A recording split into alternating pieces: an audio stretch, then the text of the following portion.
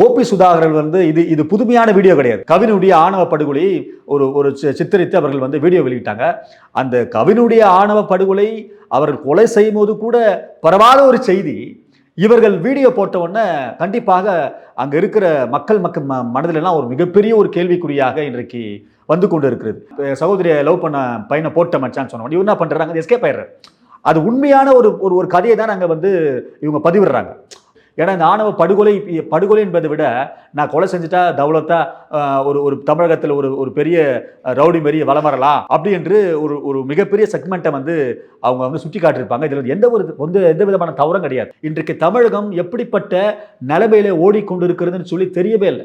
இதெல்லாம் இரும்பு கரம் கொண்டு அடக்குவேன் என்று சொன்ன ஸ்டாலின் ஐயா முதலமைச்சருடைய இரும்பு கரம் துருப்பிடித்து விட்டதா, இல்லை நீங்கள் கைலாங்கல்லாம் போட்டுட்டு வேற இரும்பு கரத்தெல்லாம் கொஞ்சம் மாற்றுங்க. ஏன்னா உண்மையாகவே சொல்லுகிறேன், இப்படிப்பட்ட அவல நிலை தமிழகத்தில் நடந்து கொண்டே இருக்கிறது.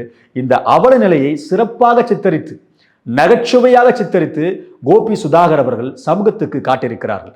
இதை வந்து உண்மையாகவே அந்த ஒரு சில சமூகத்தை சேர்ந்தவர்கள் மாத்திரம்தான் இந்த கண்டனத்தை வந்து தெரிவிக்கிறாங்க.